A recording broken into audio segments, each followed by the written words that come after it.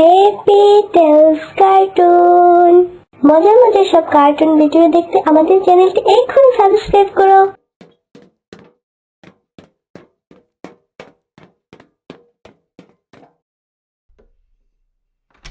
আসসালামু আলাইকুম। ওয়ালাইকুম আসসালাম। আপু, লাবিবা কি বাসায় আছে? হ্যাঁ, ও তো ওর রুমেই আছে, পড়তে বসছে এখন। তুমি যাও ওর রুমে। আমাদের প্রিয় নবী হযরত মুহাম্মদ সাল্লাল্লাহু আলাইহি ওয়াসাল্লাম 570 খ্রিস্টাব্দে জন্মগ্রহণ করেন। নাফিসা আসছে, তাড়াতাড়ি বই বন্ধ করি। লাবিবা, তুমি পড়তেছিলা? না, আমি তো পড়তে বসিনি, আমি তো খেলছিলাম। কিন্তু আপু তো বললো তুমি পড়তে বসছো। আপু হয়তো দেখিনি। ওহ আচ্ছা, তোমার কাছে বাংলা নোট আছে, আমাকে দিবা?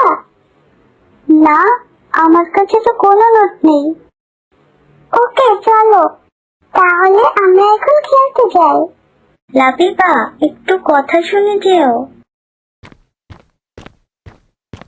জি আপু, বলো। তুমি নাফিসাকে মিথ্যা বললে কেন?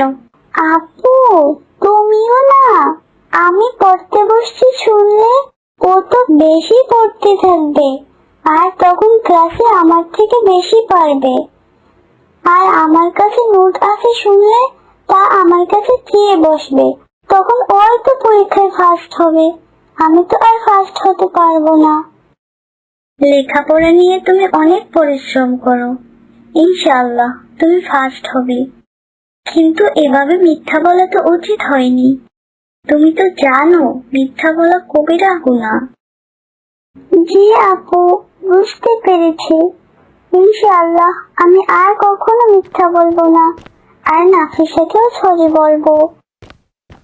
লাবিবা আসো। জি আসছে। আমাতুল্লাহ, তোমাকে নিয়ে আমি অনেক খুশি। এভাবেই ছোট বোনদের পাশে থাকবে, গুণবতী মেয়ে আমার। ইনশাআল্লাহ আম্মু। আমি রাজা হব। তুমি কেন? ফাতিমা তো রাজা হতে পারে, আর আমিও তো পারি রাজা হতে। আমি রাজা হতে চাই। আমি রাজা হতে চাই। না, তা হবে না। আমি বাসা থেকে কাগজ নিয়ে আসছি, সবার নাম লিখবো। সেখান থেকে একটা কাগজ তুলবো, যার নাম আসবে সেই রাজা হবে। দেখছো লাবিবা, নাফিসাকে আমার একদম পছন্দ না। কেমন খিটখিটি মেজাজের মেয়ে একটা। আমি তো ওর সাথে খেলবোই না। কেন, আমাকে দিলে কি হতো? হ্যাঁ ঠিক বলছো, আমিও ওকে একদম পছন্দ করি না। খুব বাজে মেয়ে একটা, সব সময় ওভার রিয়েক্ট করে। আপু, তুমি কি বাত করছো? তোমার মনে নেই আমি তোদের গীবত সম্পর্কে কি বলেছিল? ইয়া আল্লাহ, ইয়া আল্লাহ, আমরা গীবত করছিলাম। জানো, আম্মু আমাদেরকে গীবত সম্পর্কে বলেছেন। গীবত হচ্ছে যা শুনলে তোমার ভাইয়ের খারাপ লাগবে, তা নিয়ে আলোচনা করার নামই হচ্ছে গীবত।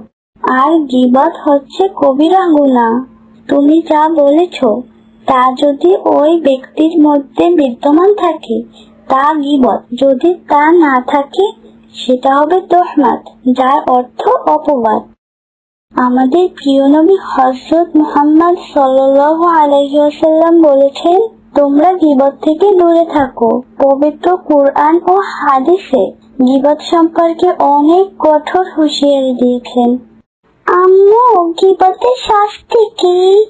গীবতকারীকে বড় বড় তামার নখ লাগিয়ে দেওয়া হবে, যা দ্বারা তারা নিজেরাই নিজেদের মুখমণ্ডলে আর বুকে আঘাত করতে থাকবে। বুখারী শরীফে আসছে, গীবতকারী কখনো জান্নাতে প্রবেশ করিবে না।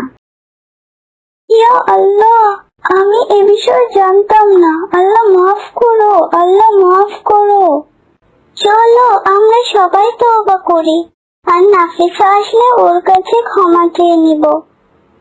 আর ভবিষ্যতে এমনটি আর করব না।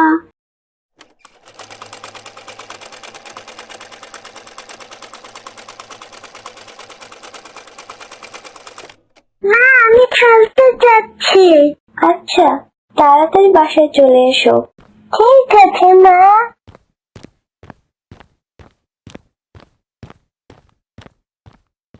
হ্যাঁ, তোমাকে কতবার বলেছি পুরনো ময়লা জামা পরে আমার সাথে খেলতে আসবে না। আমার তো আর নতুন জামা নেই। আচ্ছা ঠিক আছে, চলে যাচ্ছি। নাফিসা, তোমার তো বাবা আছে, সে তোমাকে নতুন জামা কিনে দিতে পারে, কিন্তু তোমার তো বাবা নেই। তোমাকে তোমার এভাবে কষ্ট দেওয়া একদমই ঠিক হয়নি। হ্যাঁ, আমাকে জ্ঞান দিচ্ছ? নাফিসা, তুমি চলে যাচ্ছ কেন? না, আমার অনেক নতুন খেলনা আছে, আমি একাই খেলবো। দেখছো আপু, দেখছো, নাফিসা সব সময় এমন করে, আমাদের সাথে কখনো ওর খেলনা ভাগ করে খেলে না। ধৈর্য ধরো, ইনশাআল্লাহ ও একদিন সব বুঝতে পারবে। হে আল্লাহ, আমরা তো গরিব কেন? হে আল্লাহ, আমার তো ভালো জামা নেই, আমার সাথে কেউ খেলে না। এটা দেখছি একটা বিড়াল ছানা পায়ে ব্যথা পেয়েছে। আমার থেকে পালালো। এই তো দেখছি তুমি পালাইও যেও। ইনশাআল্লাহ আমি তোমার ব্যথা সারাই করবো। এই তো ধরেছি। তুমি আমার বন্ধু হবে, জানো আমাকে অনেক বলতে নেই।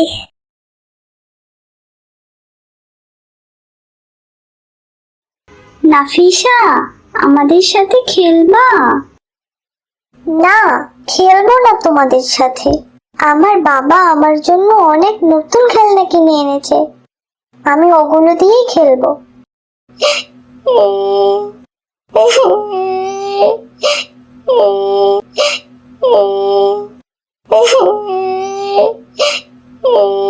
কি হয়েছে তোমার?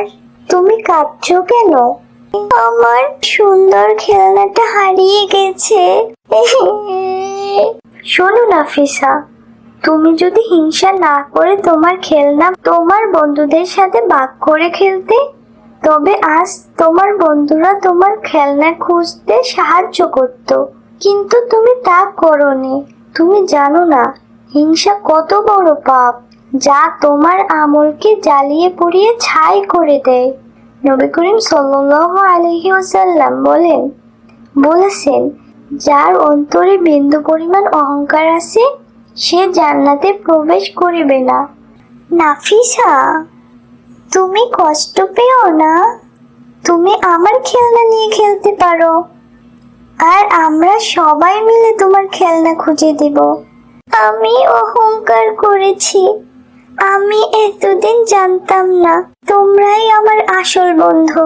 আমাকে তোমরা মাফ করে দাও, আমি তোমাদের সাথে এরকম আর করব না।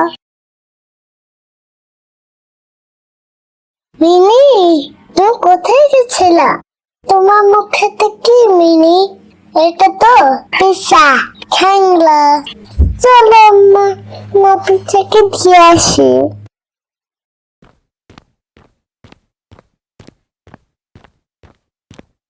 না পিছা, এই নাও তোমার খেলনা।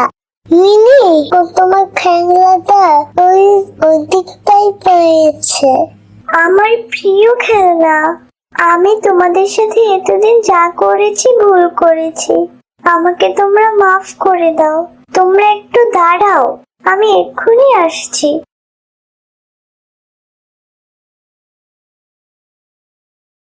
তুবা, এই নতুন জামাটা আমি তোমাকে উপহার দিলাম,